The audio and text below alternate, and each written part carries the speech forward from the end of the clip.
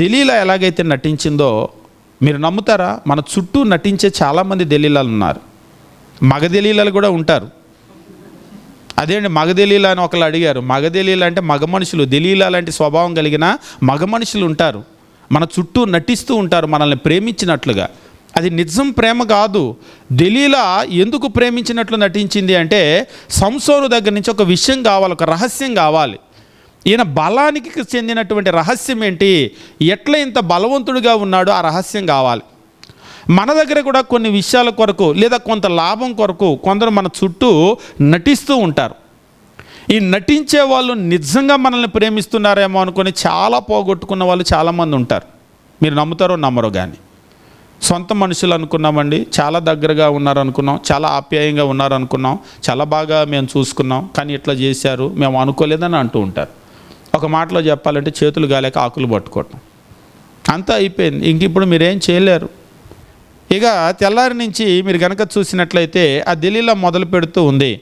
ఆమె నిజంగా సంసోను మీద ప్రేమతో లేదు, సంసోన్ని బంధించాలి. అతని ప్రాణం పోతుంది కదా అంటే ప్రాణం పోయినా పర్లేదు, నాకు లాభం రావాలి.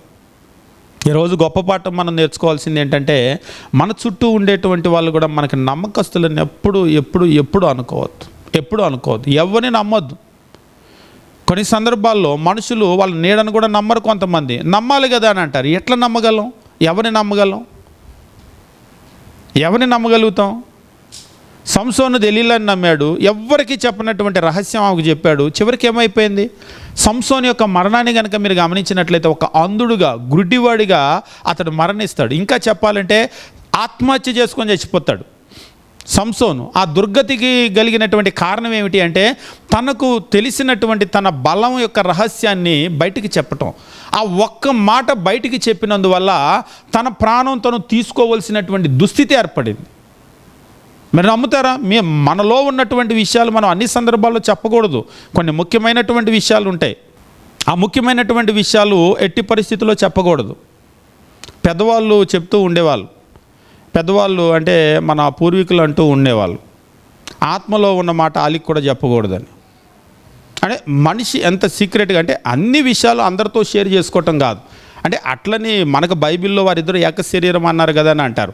అవును, ఏక శరీరము, కానీ కొన్ని విషయాలు అనేటువంటివి మనం బయటికి చెప్పడం వల్ల ప్రమాదం ఎక్కువగా ఉంటుంది. అది మన వ్యక్తిగత విషయాలు కావచ్చు, కుటుంబ విషయాలు కావచ్చు, ఆర్థిక విషయాలు కావచ్చు, పిల్లల విషయాలు కావచ్చు, అన్ని విషయాలు అందరికీ చెప్పకూడదు. కొంతమంది ఉంటారు వాళ్ళ నోట్లో ఏ మాట ఆగదు, అన్నీ అందరికీ చెప్పేస్తూ ఉంటారు. దానివల్ల కుటుంబాలు చాలా దెబ్బతింటూ ఉంటాయి, జీవితాలు దెబ్బతింటూ ఉంటాయి. ఇక్కడ కూడా ప్రధానమైనటువంటి విషయం మనం గమనించినప్పుడు సంసోను యొక్క మరణానికి ఒకసారి అన్నాడు, సంసోను ఎంత మూర్ఖుడంటే సంసోను ప్రాణాన్ని సంసోను తీసుకోవటానికి కలిగిన కారణం సంసోను నోరు ఆగకపోవటమే. ఆ నోరు నాకు చెప్పు అంటే నోట్లో నుంచి కొంతమంది లోపల ఉన్నమాట పెదేలు దాటి బయటికి రానివ్వరు. సంసోను గనక అలా మొండిగా అక్కడ దాకే గనక పెట్టేసుకొని ఆయన చెప్పకుండా ఉంటే అసలు ఆయన ప్రాణమే పోయేది కాదు. రోజు కొన్ని సందర్భాల్లో మనం ఎందుకనో దాన్ని మెయింటైన్ చేయలేకపోతూ ఉంటాం. కొంతమంది అంటూ ఉంటారు, నేను చెప్పకూడదని అనుకుంటా కానీ నా వల్ల కాదండి చెప్పేస్తానని అంటూ ఉంటారు. ప్రాక్టీస్. మీరు దాన్ని ప్రాక్టీస్ చేయండి. మీ లోపల విషయాలను ఉంచుకోవటానికి ప్రాక్టీస్ చేయండి. అన్ని విషయాలు అందరికీ చెప్పాల్సినవి కాదు, ఏది ఎంతవరకు చెప్పాలో అంతవరకే చెప్పాలి. అన్ని విషయాలు తెలిసినట్టు ఉండాల్సిన అవసరం ఏమీ లేదు, మళ్ళీ తెలియనట్లుగానే ఉండటమే. అన్ని విషయాలు మనకు తెలిసినవి కూడా మనమేం చెప్పుకోవాల్సినటువంటి అవసరం లేదు. కాబట్టి కొన్ని సందర్భాల్లో మనము విషయాలను బయటికి చెప్పటం వల్ల చాలా ప్రమాదం ఏర్పడుతుంది అని చెప్పేసి అన్నాం కదా. ఎట్లా ప్రమాదం ఏర్పడుతుంది? దెలీలాకు వచ్చినటువంటి విషయం దెలీలా దగ్గరికి ఆగలేదు. దెలీలా దగ్గర నుంచి ఎవరి దగ్గరకు వెళ్ళకూడదో ఆ శత్రువుల దగ్గరకు వెళ్ళిపోయింది అది సమాచారం. ఈరోజు మీ ఆర్థిక పరిస్థితుల గురించి మీరు ఎవరితోనో షేర్ చేసుకుంటారు.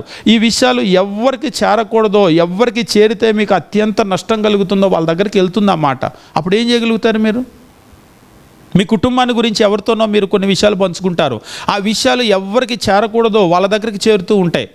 మీ పిల్లల గురించి మీరు ఏవో కొన్ని విషయాలు పంచుకుంటూ ఉంటారు. ఎవరికి చేరకూడదో ఆ విషయాలు వాళ్ళ దగ్గరికి చేరిపోతూ ఉంటాయి. అప్పుడు మీరు ఏం చేయగలుగుతారు? మీ నష్టాన్ని మరలా భర్తీ చేసుకోగలుగుతారా? సంసోను మరలా వెనక్కి వచ్చి దెలీలాకి చెప్పినటువంటి రహస్యం నాకు వెనక్కి ఇచ్చే అని తీసుకోవటం సాధ్యపడుతుందా? అప్పుడప్పుడు చెప్తూ ఉంటారు, తుపాకీలో నుంచి బయటకు వచ్చిన తోట నోట్లోంచి బయటకు వచ్చిన మాట వెనక్కి రాదని. ఒక్కసారి చెప్తేనే సంసోనికి అంత నష్టం అయితే నేను రోజు చెప్తాను. ఆఫీసులో ఉంటాం కదా, ఒకళ్ళు అంటున్నారు లంచ్ బాక్స్ తీసుకోగానే రోజు ఇంట్లో విషయాలన్నీ మాట్లాడుకుంటూ ఉంటారంట. నేను చెప్పాను, ఇంట్లో విషయాలంటే దోసకాయలు టమాటాలు కూర గురించి మాట్లాడుకోండి, అంతేగాని పర్సనల్ విషయాలు ఎప్పుడు కూడా ఎక్కడ చెప్పొద్దు. మిమ్మల్ని గురించి, మీ కుటుంబం గురించి, మీ ఆర్థిక పరిస్థితుల గురించి, మీ పిల్లలు, మీ భర్త, మీ భార్య, మీ విషయాలు ఉంటాయి కదా, ఎక్కడ ఎవరికి కూడా చెప్పొద్దు. ఎందుకంటే లోకం మీరు అనుకునే అంత మంచిది కాదు. మీ చుట్టూ కూడా మిమ్మల్ని ప్రేమించినట్లే ఉంటారు కానీ ప్రేమించేటువంటి వాళ్ళు కాదు, కపటం కలిగిన వాళ్ళు. ఇంకా చెప్పాలి అంటే ఇవాళ రేపు పరిస్థితులు ఎట్లా ఉన్నాయంటే, భార్యను గురించి చెప్పినటువంటి విషయాలు భర్త బయట చెప్పటము, భర్తను గురించిన విషయాలు భార్యలు బయట చెప్పటం మీకు తెలుస్తుంది కదా. భార్యాభర్తల బంధంలో కూడా ఆ ఏక శరీరం అని అంటారు కదా, అవి లేదు పరిస్థితి. మన పక్కన ఉంటున్నారు కదా అని అందరినీ కూడా నమ్మవలసినటువంటి పరిస్థితి కాదు. నేడు లోకం అట్లా ఉంది. భార్య భర్తని, భర్త భార్యని నమ్మేటువంటి పరిస్థితులు కూడా కాదు. అన్నదమ్ములు ఒకరినొకరు నమ్మేటువంటి పరిస్థితులు కాదు. ఇక చుట్టాలు బంధువుల విషయం నేను చెప్పాల్సిన అవసరం లేదు, మీకే తెలుసు. ఎందుకంటే మనం పడిపోతే చూడాలనుకునేటువంటి వాళ్ళు చాలామంది ఉంటారు. మన స్నేహితులు ఉంటారు, పేరుకి స్నేహితులే, మనం పడిపోతే చూడాలనుకునే వాళ్ళు చాలామంది ఉంటారు. మన ఇరుగు పొరుగే, మనం బాగుపడితే చూడలేని వాళ్ళు, మనం పడిపోతే చూడాలనుకునే వాళ్ళు, మన పిల్లలు పడిపోతే చూడాలనుకునేటువంటి వాళ్ళు చాలామంది ఉంటారు. కాబట్టి ఇలాంటి లోకంలో మనం చాలా జాగ్రత్తగా మనం జీవించవలసినటువంటి అవసరం ఉంది.